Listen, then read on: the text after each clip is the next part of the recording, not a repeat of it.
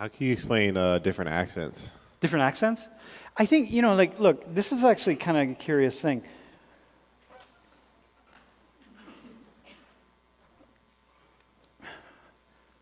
It's really important to understand throughout most of human history, people never ventured more than 20 miles or so from where they lived.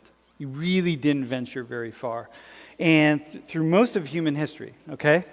So, because you don't, even in hunting and gathering, in the hunting and gathering period, small bands of people would travel around. But they would travel around certain areas, so they knew the area, and they knew the other bands, and they knew the other people, okay? So, most of the time, you stay in your particular region. So, one little valley can contain a group of people that never really leave that valley. And then one valley over, let's say you go over the mountain, you come down the other side, can have another group of people. They can learn very different dialects. So all you need are some people in this valley to start talking in a certain way, using certain words, having an accent in a certain way that's different than the people in this valley. And suddenly everything changes.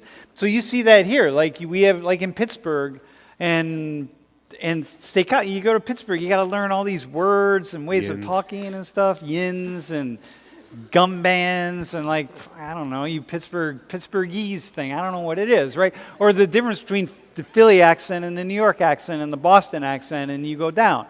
So different accents happen or dialects, because over time people are locked in certain small groups.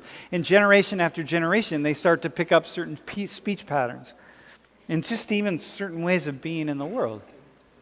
So it's cool, right? Somebody else. And it happens all over the world, by the way. And by the way, what I do want you to pay attention to, for example,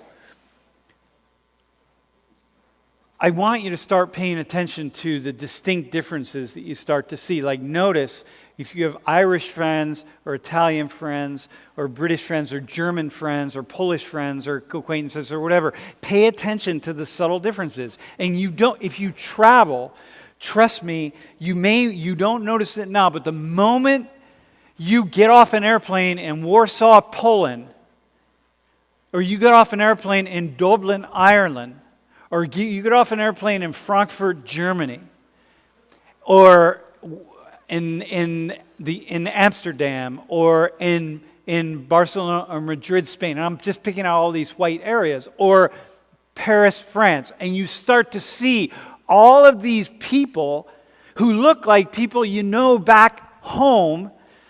Those of you who are from the U.S., let's say, and you didn't even think about the fact that, oh yeah, they're Polish, or they're Irish, or they're this, or they're that. And you see all these features that are really, really distinct. The same is true for everybody around the world. And that's why I brought people of African ancestry up to say, dude, the distinctions, you may just say, if you're not hanging out with black people, you might just say, wow, there's 6 black people or 7 black people here.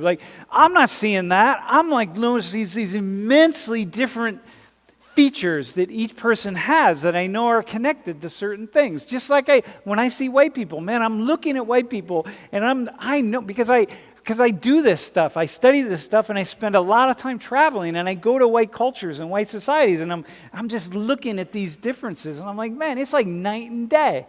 And I want you to start to do that more, because as we move forward and we start getting into the harder issues, I want you got to be comfortable with these kinds of things. You know what I mean?